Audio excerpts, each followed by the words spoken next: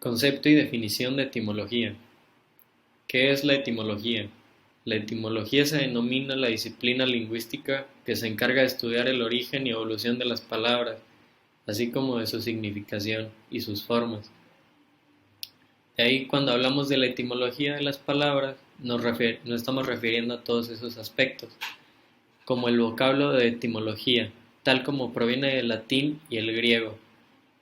En este sentido, la etimología, como un campo de estudio asociado a la filología y la lingüística histórica, tiene como objetivo investigar, analizar y determinar el origen de las palabras, de la razón de su existencia, así como la evolución y su significación, como si, por ejemplo, si la hubiera y de su forma. Para ello, la etimología descompone y analiza las raíces de las palabras, así como sus elementos constitutivos, como la desinencia, el tema radical o la terminación de la palabra. Asimismo, la etimología se vale de métodos de la lingüística comparativa, creación y formación de palabras. La formación de palabras incluye un conjunto de procedimientos morfológicos que permiten la creación de nuevas palabras a partir de los morfemas, y los procesos de formación de palabras son fundamentales con la derivación y composición.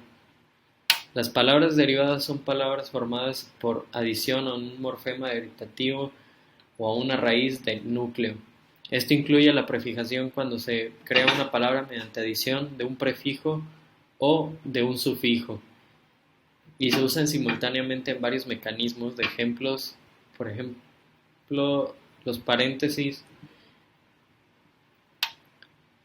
Cuando hay varios morfemas deritativos en una misma palabra, se une la raíz siguiendo un orden, de manera en el que el primer morfema denotativo une la raíz de la palabra y a partir de él se inicia la segunda derivación.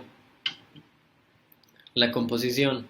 Las palabras compuestas son palabras formadas en el proceso en el que se unen dos o más bases léxicas, por lo que la palabra tiene dos o más raíces.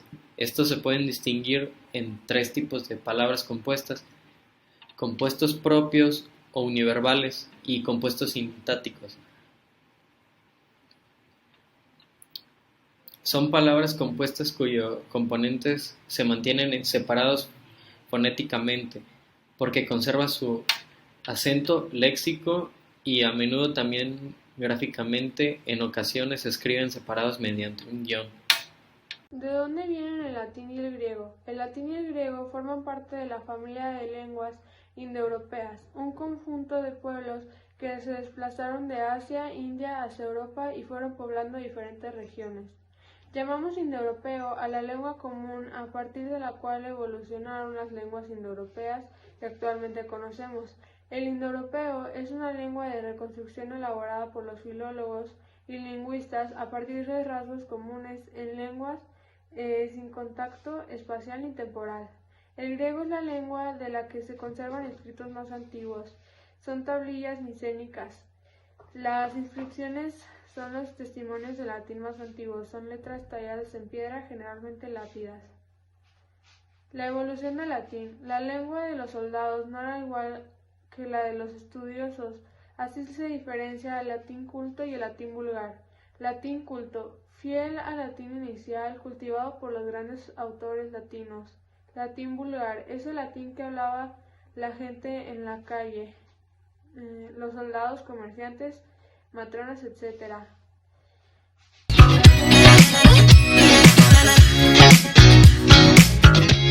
Criterios morfológicos y genealógicos.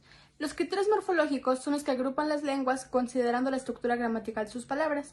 Estos se dividen en tres, que son las monosílabas, aglutinantes y lenguas de flexión. Ok, empezamos con las monosílabas. Las monosílabas tienen como principal característica que sus palabras forman una sola sílaba, como son aquí: wo, yo; ta, a ella; shu, libro. Seguimos con los aglutinantes.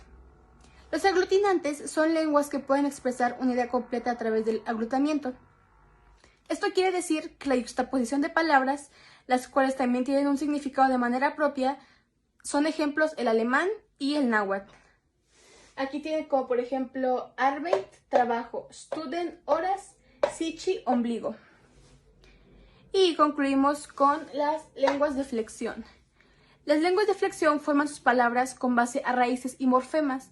Los morfemas también son llamados desinencias. Estas expresan los accidentes gramaticales, que son nominales, que son los de género, número y caso, y los verbales, que son los números de persona, tiempo y modo de voz. Son ejemplos el latín, el griego y el español. Ok, aquí tenemos un ejemplo de lengua de flexión. La raíz es maester, mientras que la desinencia es o, os, a, oas. Esto hace que se formen maestro, maestros, maestra, maestras. Criterios genealógicos. Los criterios genealógicos se les llama de esta forma porque las lenguas parecen parientes entre sí, a causa del gran parecido que tienen unas con otras. De esta forma tenemos a la lengua indoeuropea. La lengua indoeuropea se clasifica en dos, que sea la oriental y la occidental. La lengua oriental está dividida, por así decirlo, en siete ramas, las cuales son la rama báltica, que esta es el lituano o el letón, la rama eslava, que es el ruso, el checo, el eslovaco, el polaco y el búlgaro, la rama tracia, la rama tocaria, la rama frigia, la rama armenia y la rama indo-irán. Esta se divide en hindi, bengali, nepali, sánscrito, prácrito y persa. Y por último la rama anatoli, que esta es de los hitita. Y por el otro lado está la rama occidental. Esta rama se divide en 6, que es la rama germánica, que es el alemán, el gótico, el inglés, el flamenco, el sueco, el danés, el holandés y el noruego. La rama albanesa, la rama céltica, que es la del irlandés, escocés, bretón y gales. La rama itálica se divide en el latín culto y latín vulgar y lenguas romances.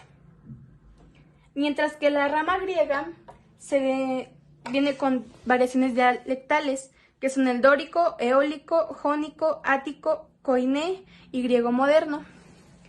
Mientras la rama itálica y la rama griega se dividen en otros, que serían el español, italiano, francés, gallego, portugués, rumano, catalán, provenzal, dálmata, sardo y rético.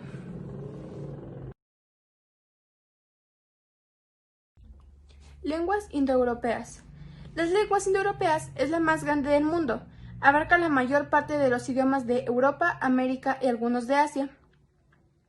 Esto incluye los dos grandes idiomas del mundo clásico, los cuales son el latín y el griego. Más de 50 idiomas pertenecen a la familia indoeuropea. El número total de habitantes que habla esto son casi 2.250 millones, que es casi la mitad de la población humana. Esta lista que está aquí representa las lenguas indoeuropeas, las cuales son el español, inglés, galés, gálico, francés, portugués, italiano y latín. Aquí yo puse un ejemplo con la palabra mes. En español es igual, mes. En inglés, mont. En galés, mis. En gálico, mi. Francés, mois.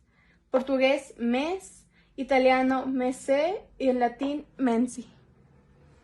Ahora hablaremos de la rama itálica. La historia de la rama itálica hacia el final del siglo XVII a.C., los colonos griegos en el sur de Italia habían introducido el alfabeto que posteriormente se esparciría por las culturas de la Edad de Hierro de la península Italia. Las ramas indoeuropeos, la itálica es la segunda más hablada con 560 millones de hablantes en todo el mundo. Dialecto, la lengua hablada es el latín, y dentro del grupo romance se puede hacer una distinción entre orientales, romano y occidentales. Italiano, francés, catalán, valenciano y español. La integración del español y sus elementos. Bueno, en el ámbito de la metodología de la enseñanza de las lenguas extranjeras, hace ya tiempo que la cultura se aborda en función del interés por promover la competencia intercultural, es decir, la comunicación que resulta de la interacción entre hablantes de lenguas y culturas diferentes. En un enfoque donde prima la competencia comunicativa pueblo dentro del ámbito hispánico ricamente múltiple, diversamente poliédrico, el objetivo principal de análisis y estudio es el mundo del español de España, la compleja y variada cultura española y su reflejo en la lengua peninsular. Este curso dirige particularmente a profesores no nativos del español como la lengua extranjera. Gracias. El latín culto y el latín vulgar. El latín culto es una lengua escrita por los romanos, lengua cultivada por los literatos, filósofos, gente de gobierno y altas clases sociales. Estaba sujeta a reglas gramaticales y se escribía como tal se estudia en obras fielmente transmitidas en la actualidad. Mientras que el latín vulgar es una lengua hablada por el pueblo con un vocabulario muy reducido. Usaba mucho los diminutivos, se fijó en un solo acento intensivo, olvidando el acento tónico. Era libre y espontáneo. Las vocales A, I y U dejaron de usarse en sus modalidades. La E y la I se volvieron semiconsonantes. Se explicaba a través de muchos términos, por lo cual se multiplicaron las palabras. Se encuentran en numerosos textos breves, como citas de autor o documentos privados. Las palabras cultas y las palabras populares. Las palabras cultas son aquellas que entraron en el español ya formado y constituido. Sufrieron alguna modificación, fue únicamente el indispensable para adaptarse a la pronunciación, como por ejemplo amígdala y artículo. Y las palabras populares son las que desde los momentos iniciales de diferenciación de nuestra lengua formaron parte de ella. Han experimentado muchos cambios a lo largo del tiempo, como por ejemplo soto, hijo. Las lenguas romances. Las lenguas que se hablaban en España, como el castellano, el catalán, el gallego, y tienen grandes afinidades lingüísticas entre sí, con varias lenguas mediterráneas y con alguna del este europeo. Pertenecen a la familia lingüística que proviene del latín, la lengua que se hablaba en todo el territorio del Imperio Romano, y forman parte de las lenguas romances o románticas, llamadas así porque nacieron en el territorio por el que Roma extendió su imperio y sus costumbres en un proceso que se conoce como romanización. El número de lenguas romances conocidas supera la veintena, aunque en la actualidad muchas variedades regionales están gravemente amenazadas y solo media docena de ellas tienen un uso general y varios millones de hablantes. Let's get some sun, baby, it's time to go. Bueno, pues empezamos con la entrevista. La primera pregunta es, ¿qué opina usted sobre las etimologías? Pues que son importantes para poder comunicarnos, para saber de dónde provienen las palabras y para tener una correcta comunicación. Ok, la segunda pregunta, ¿en dónde se aplican las etimologías? Bueno, principalmente pienso yo que en las ciencias, en la medicina, en la historia. Y la tercera pregunta, ¿cree que el estudio de las etimologías es importante y por qué? Yo siento que sí es muy importante porque es importante saber de dónde provienen las palabras, como lo dije anteriormente, para tener una correcta comunicación, saber el significado de las palabras que estamos usando en nuestro lenguaje diario. Gracias, sería todo. Bueno, pues como conclusión en general, yo puedo concluir que la materia de etimologías es muy importante para aprender y conocer nuevas palabras, ya que nunca se deja de aprender. Una persona normal abarca cerca de 2.500 palabras y sabiendo que en el diccionario existen miles, así que sí es muy importante el estudio de las etimologías y para ir conociendo nuevas palabras y poder comunicarse mejor.